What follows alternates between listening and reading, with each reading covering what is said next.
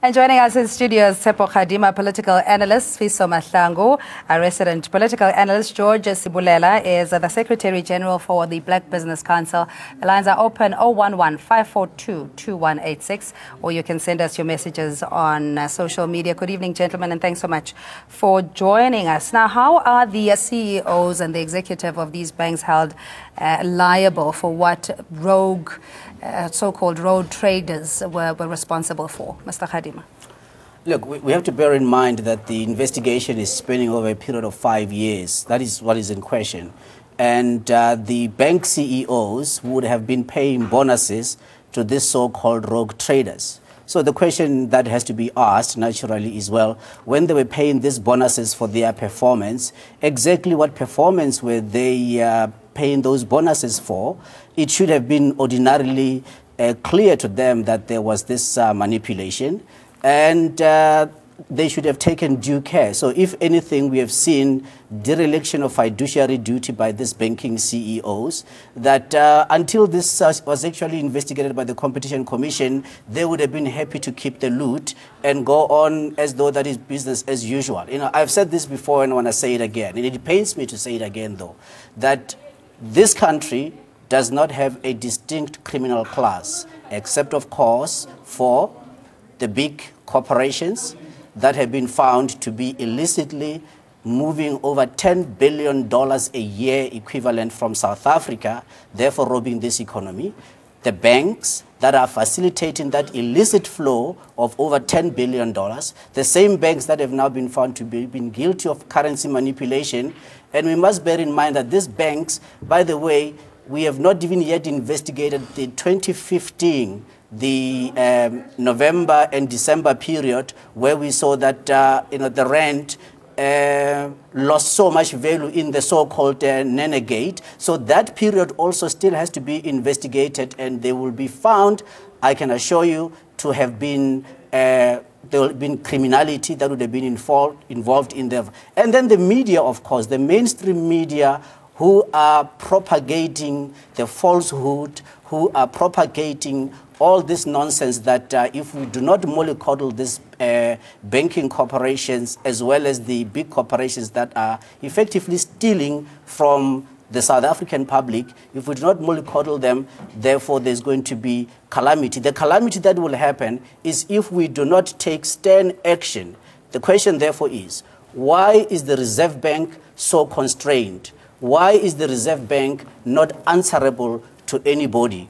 Why is Parliament not urgently amending legislation to ensure that the Reserve Bank can be accountable to the South African public and not become an autonomous entity that ordinarily should have been aware of this fraud, this corruption, and they should have dealt with it much earlier? You can't have 7 years whereby there is so much when in fact their key function is surveillance, and they have not told the South African public how it happened under their watch. Maybe in the banking sector, as we've seen that they've pretty much behaved like a law unto themselves, that the required policy reform will be tabled, albeit as a white paper. But I just want to ventilate this with you, Sfiso, in that if you're saying that the banks have enjoyed the loot or the benefits and they should be squarely held responsible, ought a CEO to know the operational functions of what each department does, the nitty-gritties, whether it be above board or not?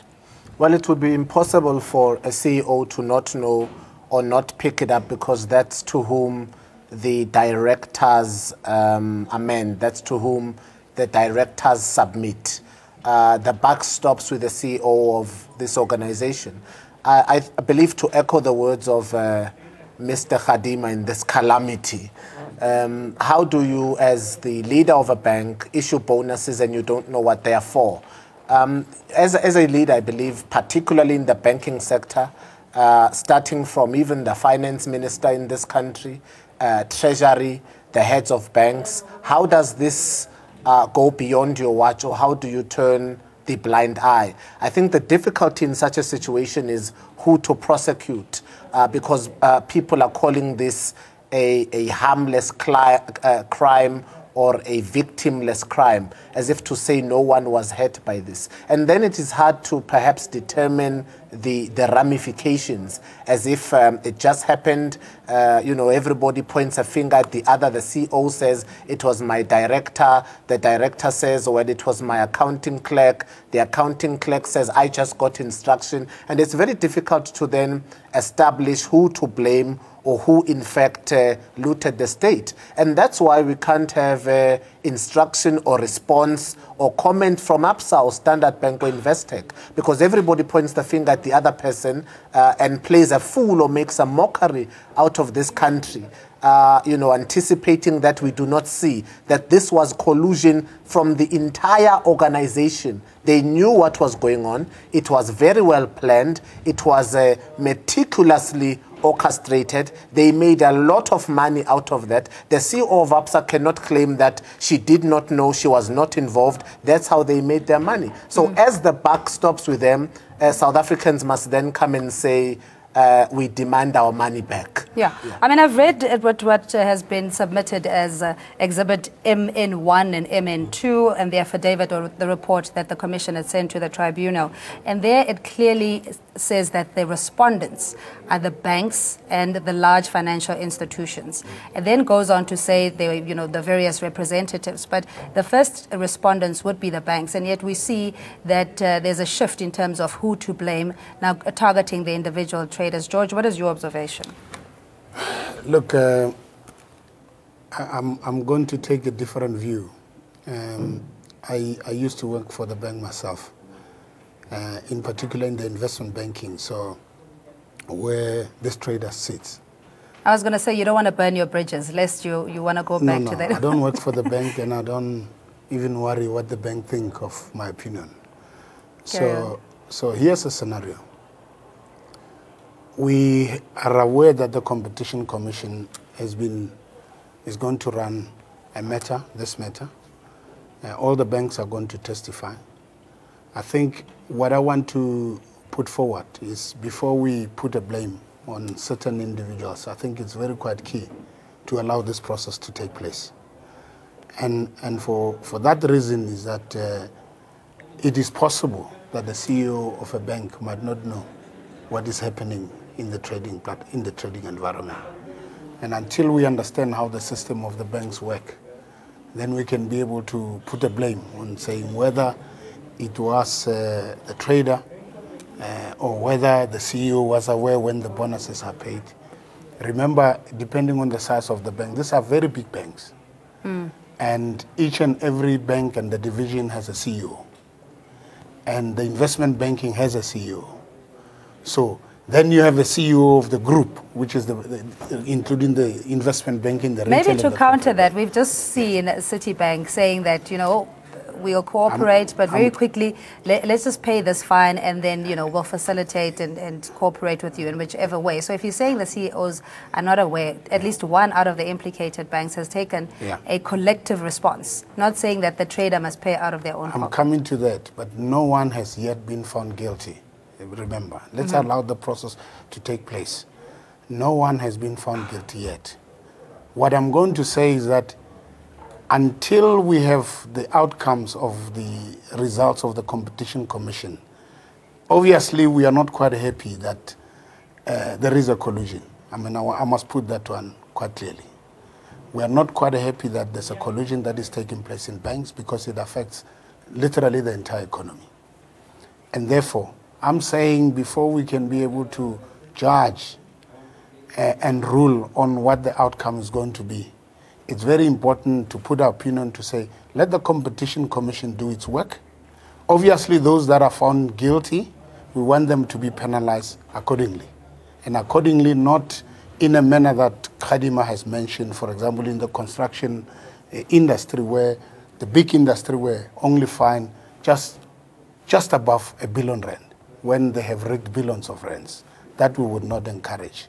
So I'm just making a special plea that I think let's allow the process to take place. It's necessary to be pragmatic and to be responsible around the debate. But we had an exclusive interview with the Competition Commission, and they feel the banks have a case to answer.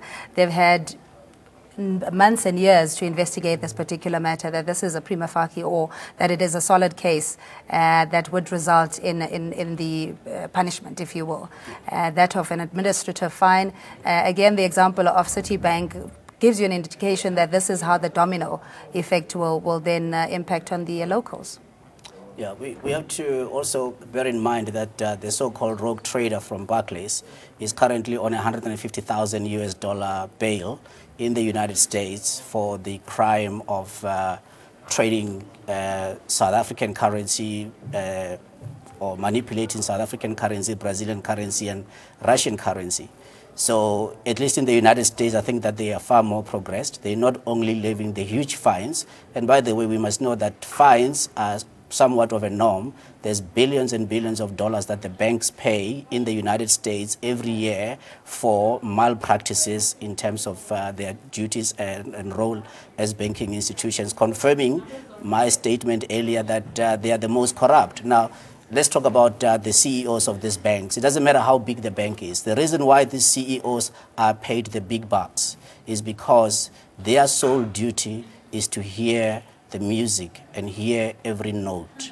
Therefore, every single thing. In fact, this transgression, this criminal conduct by the so-called rogue traders is one of the key risk factors in any banking institution.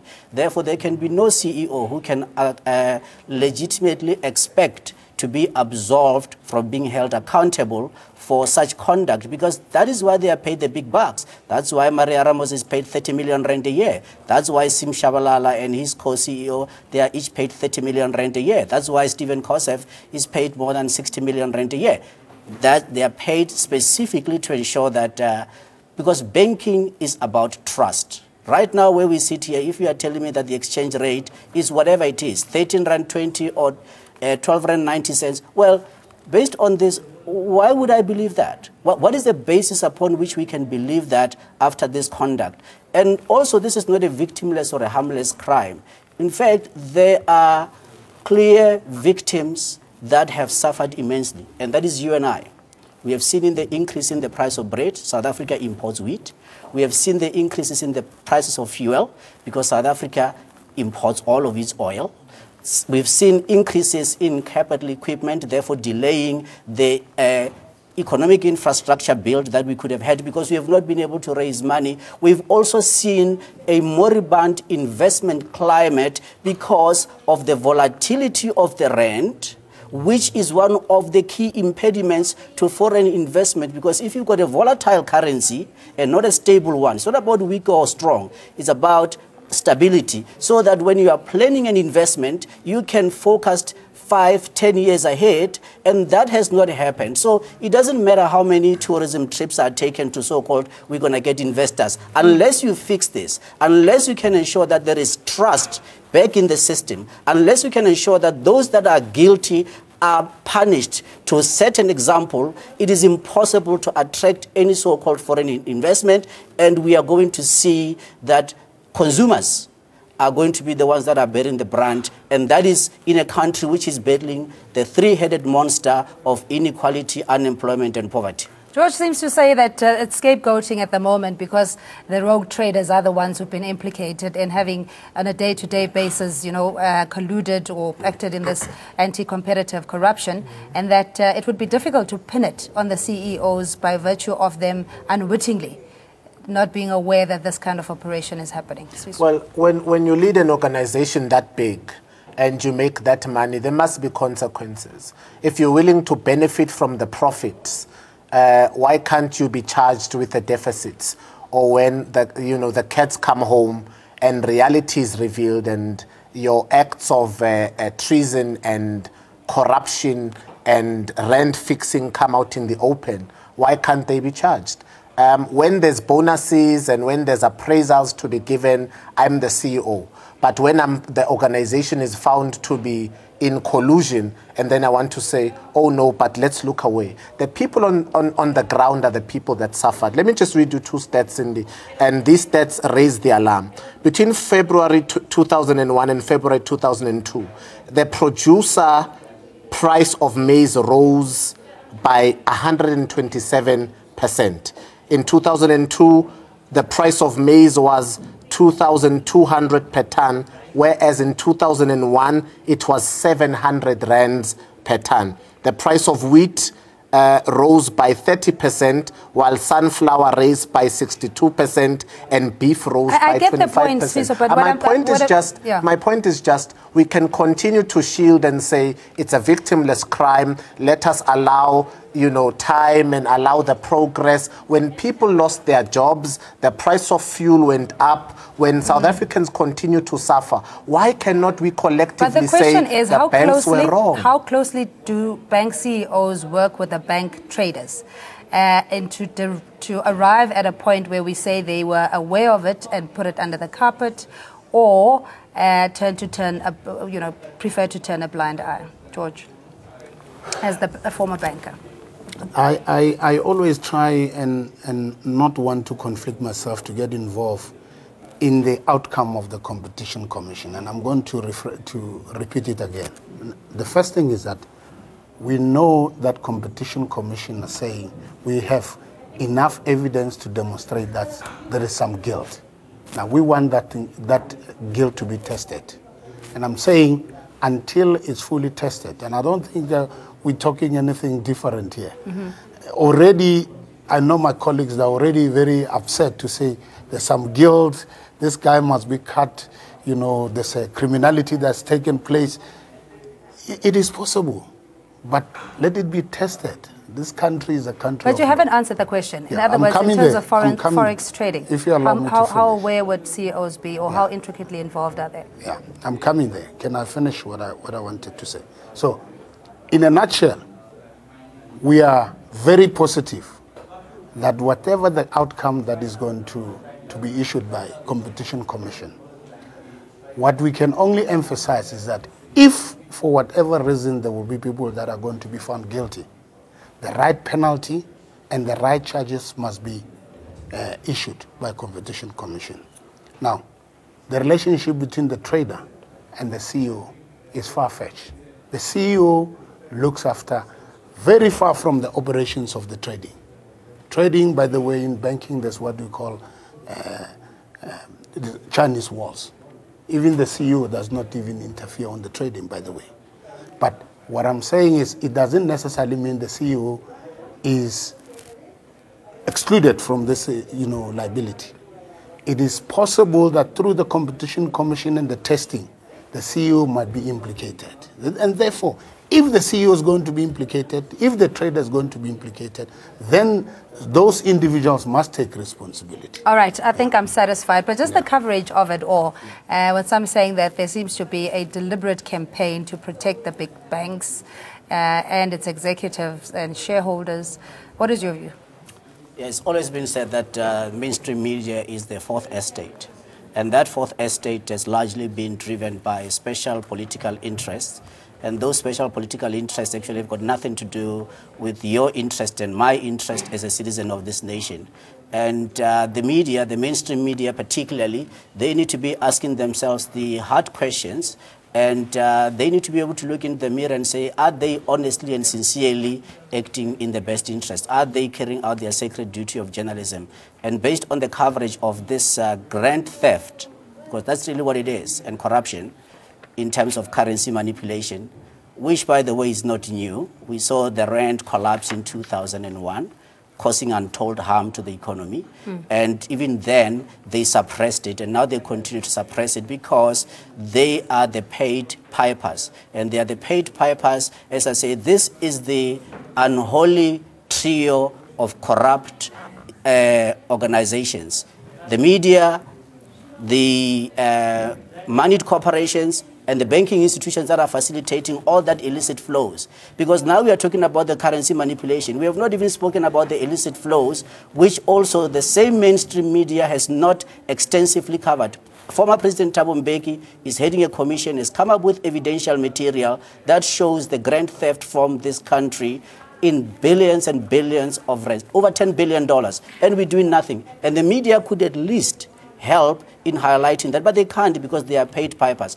On the other issues, we must be asking a question. Does the punishment in terms of the existing laws from the Competition Commission and Competition Tribunal point of view, does the punishment fit the crime? And my submission is that the punishment does not fit the crime. I'm going to have to interrupt you, I'm afraid, but thanks indeed, gentlemen, for your time this evening. Tsepo Khadima and Swiso Mahlango, political analyst, and George Sibulela is the Secretary General for the Black Business Council. Thanks to you at home for watching, as well as a developing story that we'll be following very closely.